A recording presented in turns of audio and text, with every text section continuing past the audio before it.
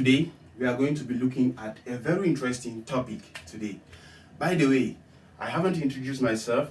Right here, you are with Salem. And today, I'm going to be dissecting this topic called glycolysis. Glycolysis is one of the most interesting topics. Now, when you get of glycolysis, what comes to mind? The very first thing is, if you look at this word, you notice that we have two separate words mainly when it comes to this. You have glyco and lysis. Glyco will equally stand for glucose, while lysis will equally stand for breakdown. That is actually what this entails in a nutshell. Now, from here, the very first thing is we need to understand the structure of glucose. If understanding the structure of glucose, normally we know that the molecular formula of glucose is given as C6H12O6. That is the molecular structure of glucose. Now, how do we get this glucose at the level of the cell? Because this is a process by which energy is being formed in the cells. In this process, for example, imagine you take something like a piece of donut. That is carbohydrate, or let's say starch. You will notice that this piece of donut will end up being digested into glucose. And this glucose molecule will undergo a metabolic pathway. And this metabolic pathway, we are going to have the very first one which it is going to undergo when it gets into the cell. That is going to be glycolysis. Secondly, enters the Krebs cycle. And then finally, it enters the electron transport chain. But today we are going to look at glycolysis. And afterwards, from there now, we can look at Krebs cycle. We can equally look at the electron transport chain. So let's ride on. Now, like I said, if I take, for example, my glucose molecule, glucose, normally, we all know that glucose is a 6-carbon compound. So I'm going to put it as such. Equally, if I have to use this molecular formula to bring out the structure of glucose, I am going to have something like this.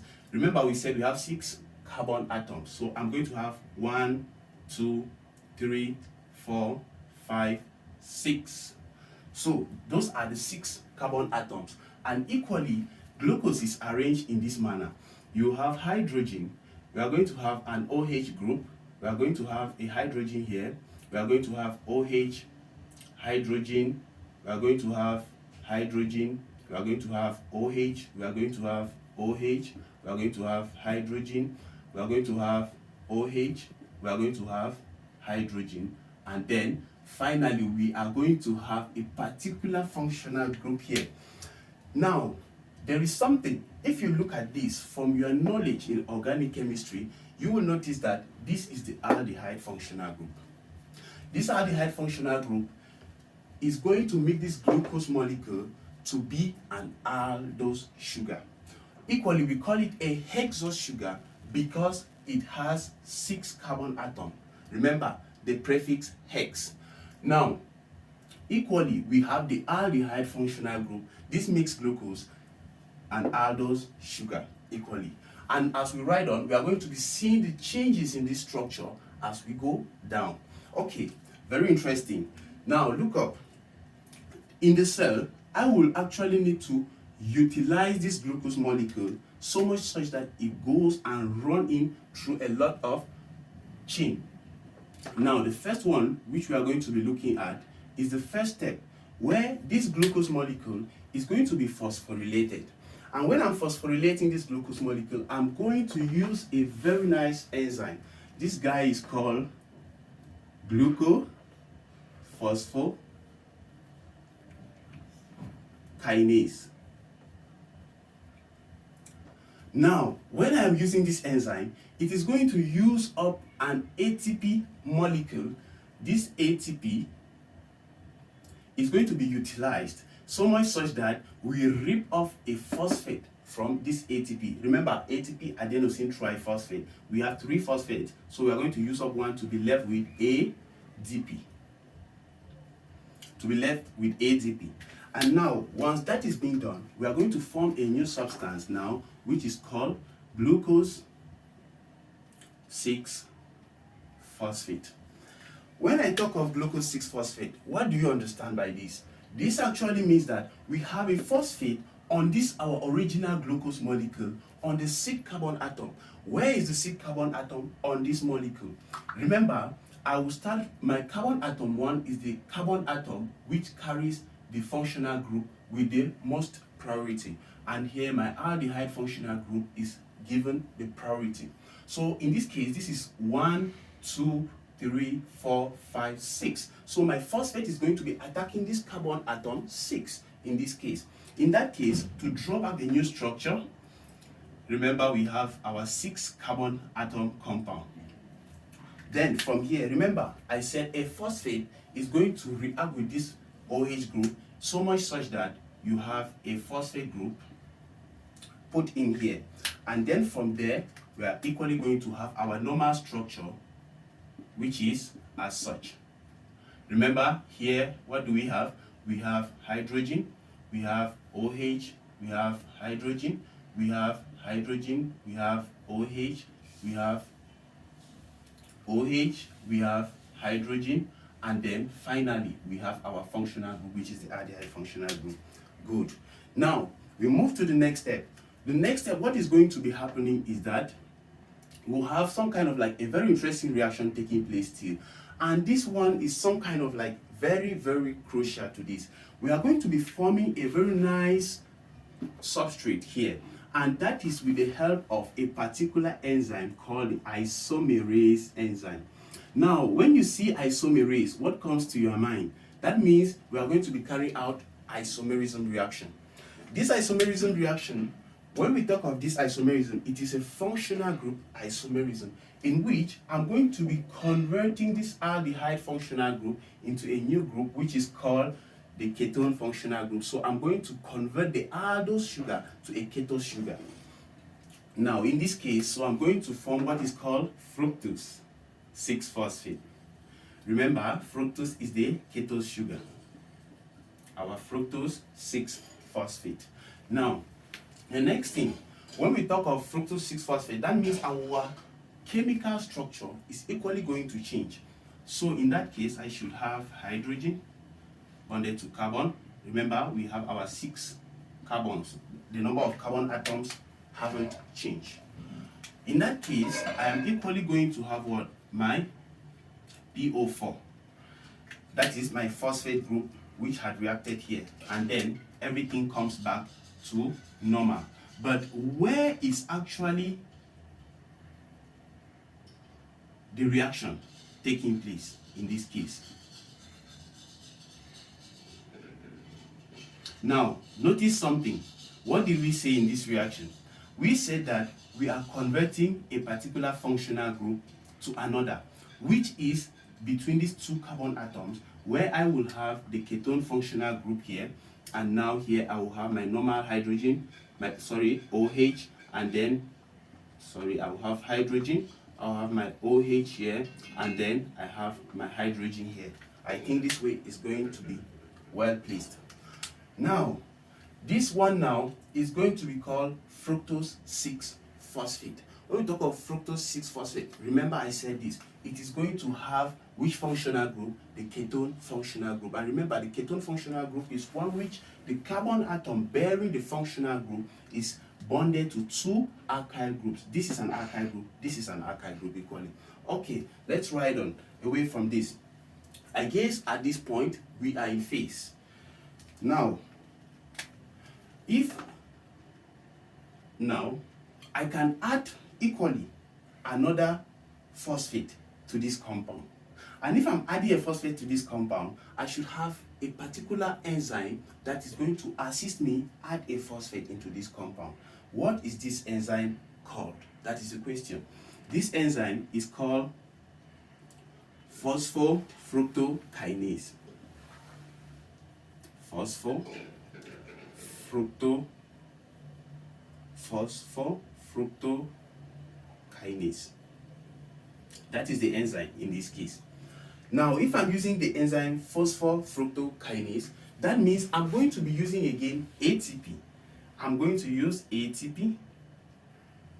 And when I'm using this ATP, I'm going to break it down to remove a phosphate group, then I'll be left with ADP.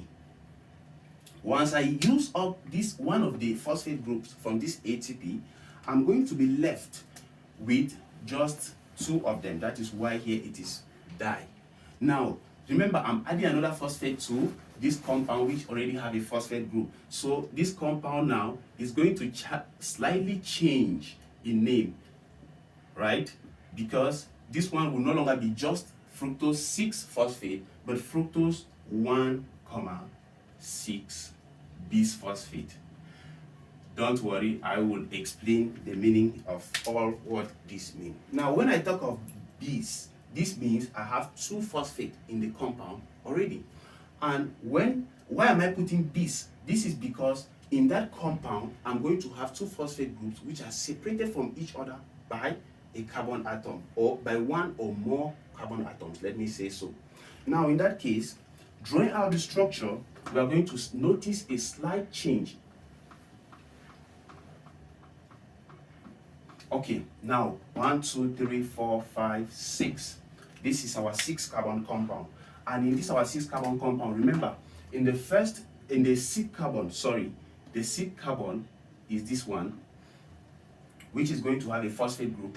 Remember, what am I doing? I'm going to add again another phosphate group on carbon atom 1 of fructose 6-phosphate. And in that case, whenever I'm adding again another phosphate to react with this, I'm going to form another PO4 in this case.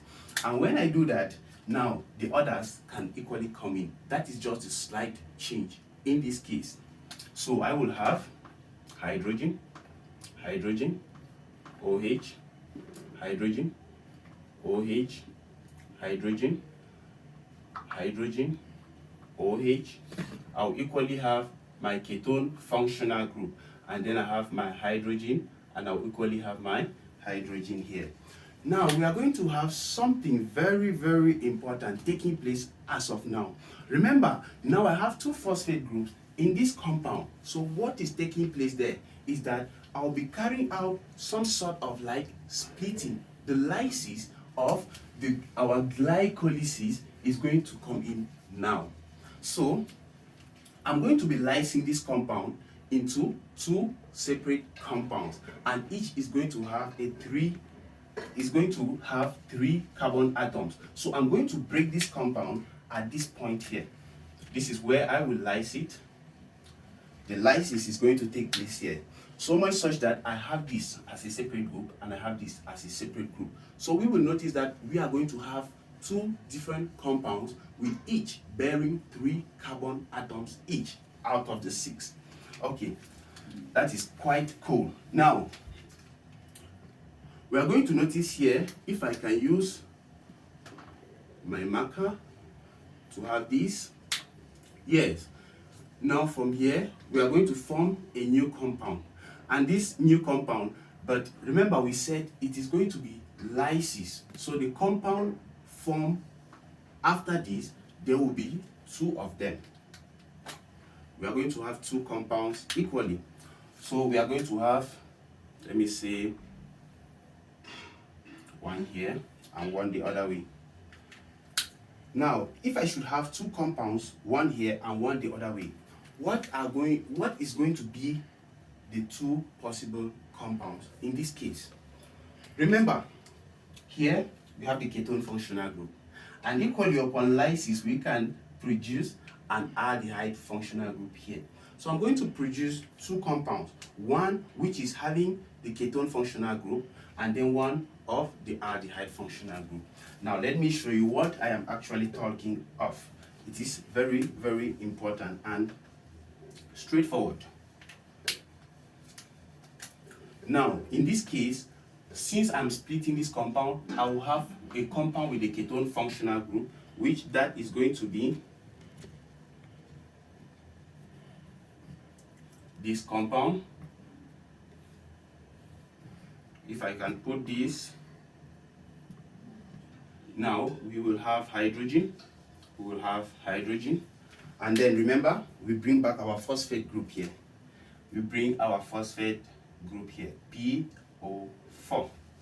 Now, bringing back our phosphate group here, notice that here, we will call this compound dihydroxyacetone. That is going to be the name of this compound. I will call this compound dihydroxyacetone phosphate. Dihydroxyacetone phosphate. That is going to be the name of this compound. Equally, I'm going to form another compound here, which is of the aldehyde functional group. When I talk of this, what do I mean? That means I will take this other side of the compound. 1, 2, 3. That's what I'm going to have as of this side. Then I will have the aldehyde functional group here. And then I have my normal carbon with the hydrogen and the OH group here. And then remember, I put my hydrogen equally here. But don't forget, we have our famous phosphate. Our famous phosphate is right here. So, what is equally going to be the name of this other compound? I'm going to call this one glyceraldehyde 3-phosphate. That is actually the name of this compound. We will call it glyceraldehyde 3-phosphate. Okay guys, now looking at this, you will notice that I have formed two compounds here out of fructose 1,6-bisphosphate. Now these two compounds formed here, I have dihydroxyacetone phosphate and I equally have glyceraldehyde 3-phosphate. Now why do I call, where is the 3 coming from? Remember, this was our carbon atom 1. So counting in this direction, this one now will become carbon atom 1 in this case. This is my carbon atom 1, the one with the functional group carrying the priority.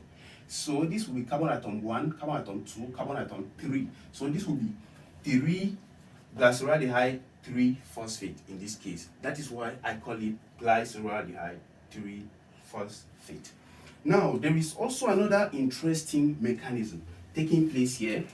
What is this mechanism called, guys? It is some kind of like, you see, dihydroxyacetone can be converted to what? It can be converted to glyceraldehyde 3-phosphate. Equally, glyceraldehyde 3-phosphate can be converted to dihydroxyacetone. Isn't that cool? Now, if that is the case, therefore, I should have an enzyme in this case. What is the enzyme taking part in this reaction? This enzyme here is called triose phosphoisomerase. Since this is an isomerism reaction, that is the enzyme that is going to do that.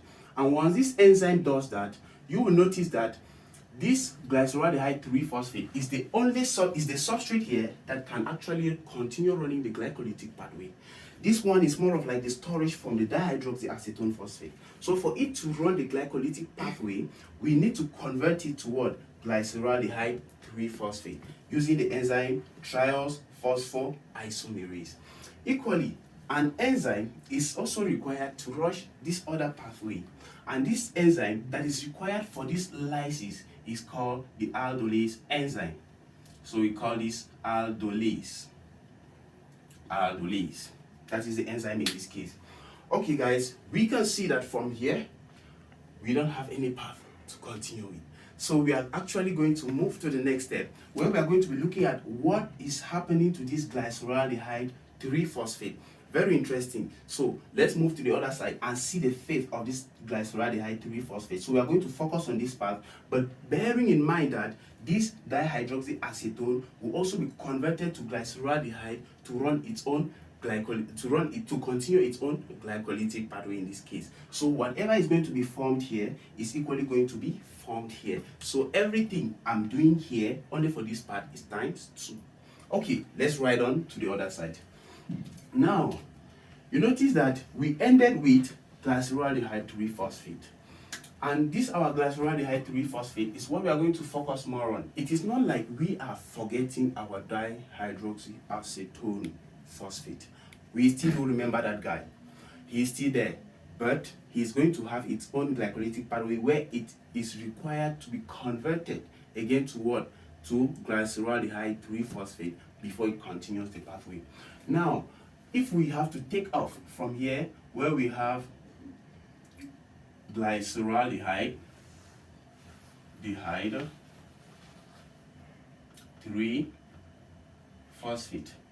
Our glyceraldehyde 3-phosphate will be converted to a new substance, and the conversion of glyceraldehyde 3-phosphate to a new substance is going to be more of like being catalyzed by another enzyme in this case. And what is the name of this enzyme? This is called glyceraldehyde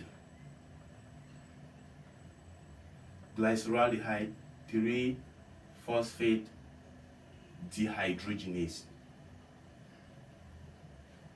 That is the enzyme in this case.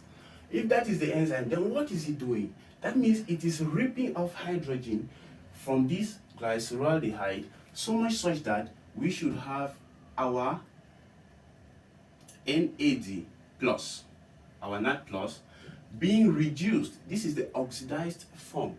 It is going to be converted to the reduced form by this enzyme, since it is ripping off hydrogen from this compound to give it to our NAD plus, so much such that NAD plus can be reduced to what is called NADH.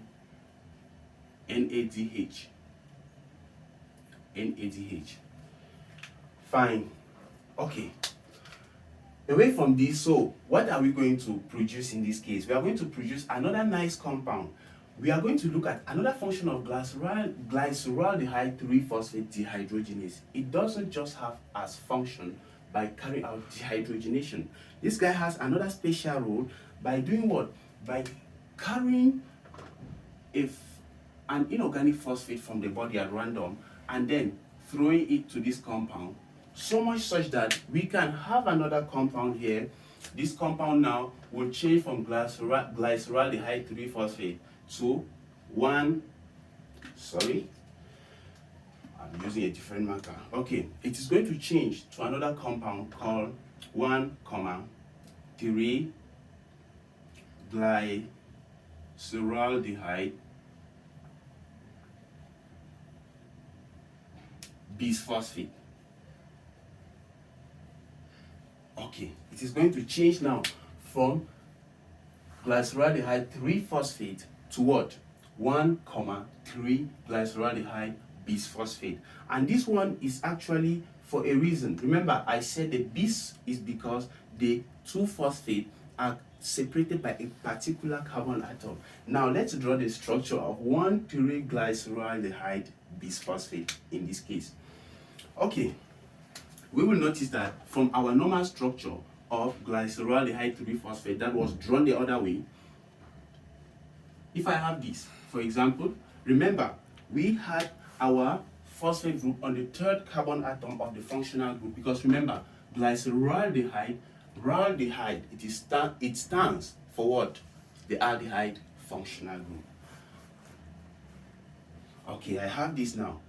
What then next? We will notice that a phosphate group is coming to react in this compound so that we replace this man with a phosphate group. So we are going to have another PO4. And then what next? In this compound, remember, on our third carbon atom, we were having our PO4. That is our phosphate group in that case. So here, what do we have? We have our hydrogen. We have equally here, we have our OH group, and then we have our hydrogen there. Okay, fine. This is what we call 1,3-glyceraldehyde bisphosphate. Now, having done with this step, we are moving to the next step where we are going to be reaping. Please, there's something I want to point out. In glycolysis, there is something that is going to happen where we invest in order to do what? To reap later on. That is, in this case, if we must have been following keenly, we should have noticed something. Here we are using ATP. And equally here, we are using ATP. How many ATP being used? 2, right? So that is more of an investment. And some people will be like, okay, to produce ATP, but how come I'm using ATP rather? That is the question. So the problem here is this ATP we are using here is more of an investment. We are investing in this compound called glucose, so much such that at the end of the day, it produces something more and more times 2 of what we invested. Okay, fine. So we have used 2 ATP. Now, we have this our glyceraldehyde phosphate dihydroxyacetone, which is going to run its own glycolytic pathway. So we are going to see how we are going to form the ATP to replenish the ATP that we invested in the metabolic process, and equally to see our gain at the end of the day. So let's go back. Now from here, there is going to be another interesting reaction where we are going to be ripping off a phosphate group that is from the first carbon atom. Now, if we are ripping off that phosphate group, we are going to form a compound. Now, instead of 1,3-glyceraldehyde bisphosphate, we are going to end up with what is called 3-glyceraldehyde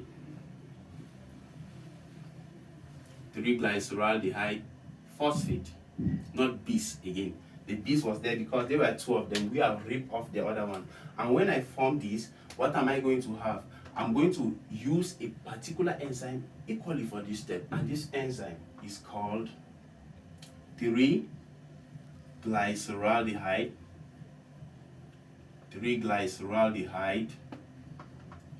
phosphate. 3-glyceraldehyde phosphate. Phosphokinase.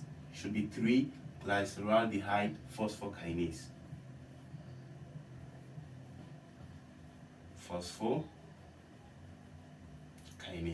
Okay, that is what we have in this case. Now, doing that, we are going to notice that we will use ADP. And then, remember, if we are ripping off a phosphate from this glyceraldehyde bisphosphate, we are adding it to this ADP to form a new substrate, which is actually called ATP. This is going to be called ATP. Isn't that cool? Okay, fine. Now the next thing, let's look at the structure of 3-glyceraldehyde. That is the chemical structure. The chemical structure of 3-glyceraldehyde won't differ that much from that of 1,3-bisphosphoglycerate, but there will be just a slight difference in that we have ripped off a phosphate group in that case. So if I have my normal compound, then here, remember, I've ripped off PO3, so I'll be left with something like O minus, and then equally here I replace back my phosphate group on the 3rd carbon atom of the compound. Okay, fine. Now let's move to the next step. We are almost done. So, moving to the next step, we will notice that if we look at this, for example, we are converting this other compound to something new again. But what is that which is new? What we are converting to, which is new, is simply another compound called 2-glyceraldehyde. Sorry, I'm using a different marker, so I guess we change this. We are going to use 2-glyceraldehyde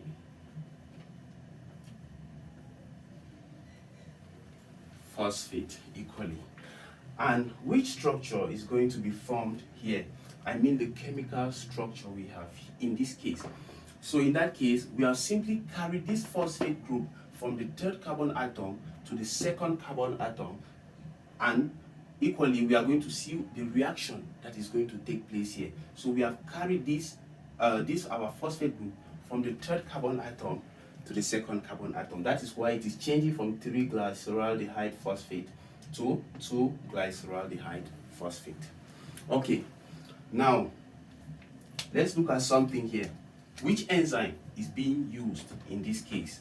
We are going to use a particular enzyme. Since we are just some kind of like interchanging the 2 molecules, we are going to use something very interesting in this case. And what are we using in this case, which is interesting? I'm going to use an enzyme called glyceraldehyde mutase, glyceraldehyde phosphate mutase. I'll use glyceraldehyde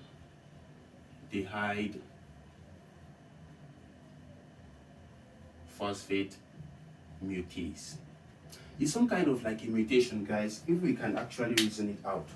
This reaction is more of like a mutation reaction, because if I'm switching up these two molecules here, it is going to some kind of like look like a mutation. So in this case, I will equally change this compound to something quite new. And what is that thing which is quite new? Let's look up. Something is going to take place in this compound which is quite new. So remember what I said. Remember what I said. We have our hydrogen equally here as in the compound above. Now from here we are going to equally have our OH group, which is going to come this way now from here to here, but then we have to represent but our phosphate group with the red, don't forget. So I'm going to bring my phosphate group here, and then remember our oxygen minus, our O minus here, and then we equally have what here? We have our OH group which has transited, and then what do we have next? We have our hydrogen. So this compound now, instead of being called 3-glyceraldehyde phosphate, we call it now 2-glyceraldehyde phosphate. Why? This is because our phosphate group have shifted from the third carbon atom to the second carbon atom to be closer to carbon atom 1. That is why it is called as such. Now, we are going to have another reaction equally. This reaction is quite interesting. This one is my best, where I'm converting from 2-glyceraldehyde to phosphoenolpyruvate, and that is with the elimination of a water molecule, guys. So in this case, I'm going to be converting my what? I'm going to be converting my 2-glyceraldehyde phosphate. I'm going to convert it to a new molecule. I am going to use also here, I'm going to remove water, right? And equally, I will use a good enzyme, another nice enzyme coming in here, which is called the enolase enzyme. The enolase enzyme. Okay, now having seen that, we are going to form what is called phosphoenolpyruvate. That is what we are going to form in that case. Phosphoenolpyruvate. So the next question, what is the chemical structure of phosphoenolpyruvate? Let's ride on to see that. The chemical structure of phosphoenolpyruvate is quite going to be easy, because remember, I'm removing water from here, so I should be left with this structure. Remember, I have to put back my phosphate here equally. So I'll bring back my phosphate group here. So this phosphate is PO4, and then I'll equally have my O minus in that case. So this structure is an enol for the alkene functional group. The E is coming there because of the alkene functional group. We equally have them.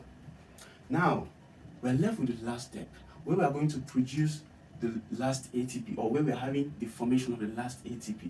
Remember, where did we form ATP? In this step here, where we are converting 1,3-glyceraldehyde bisphosphate to 3-glyceraldehyde phosphate. So in this case, I'm equally going to be converting this guy, phosphoenolpyruvate, to what is called pyruvate. Now, if I'm converting it to pyruvate, I'm going to use another nice enzyme equally in this case. Now, remember, we are representing our substrates here with a black. So equally, we gradually replace this with our black. So this is pyruvate.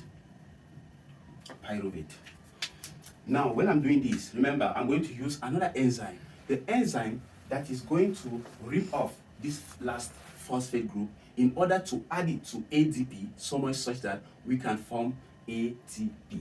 Okay, so here I'm going to use pyruvate kinase. That is the enzyme I am going to use in this case. If I use pyruvate kinase, remember, it is going to do what? Add a phosphate group to ADP so much such that I form ATP. Very good and cool. Now, the next thing, let's look at the structure of this pyruvate. That is the last thing which is left. So that is what we have to look at. Remember, I am ripping off this phosphate group. So we have to look at the structure of this man. So how does it look like? That is the question in this case. Remember, I'm going to put the structure for pyruvate this way. Remember our 3-carbon compound. So I will have my hydrogen, then I will have my hydrogen here. I will have my Al. This group here is now going to be oxygen, a double bond, and then here oxygen with a minus. Remember this one. And then this our man here, the PO4, we have removed our phosphate group, so we are going to be left with O minus. And now we are going to notice that this structure, remember we have this double bond here, don't forget. So this is the structure of pyruvate actually. Now there is something I would like to point out on. Remember, out of this whole process, we have seen that we have used 2 ATP here. So we have used 2 ATP. But as from here, we have 2 pathways which are running down. What is going to be formed for glyceraldehyde, dihydroxyacetone phosphate, will actually be converted also to glyceraldehyde 3-phosphate and will run the same pathway. So if that is the case, and this pathway is just for one, which is for what? Glyceraldehyde 3-phosphate for one, then we are going to form 2 ATP. Remember, here and here. So those are 2 ATPs. Now, when I want to take again for the other 3-carbon compound, which is dihydroxyacetone, its own glycolytic pathway, which it is completing, I will have again 2 ATP being formed in that pathway. So, what is the take home? We have invested 2 to gain 4, and a net production of 2. So because if you take 4 minus 2, the 2 that we used, so we are going to be left with 2. So we invested 4 and we are left with, we invested 2 and we have gained what? 4. So we have a net production of 2. Okay guys, right here you are with Sir Allen. Stick with us, be with us till the end. And remember, please subscribe, hit the like button and make sure you support us. Got you till next time.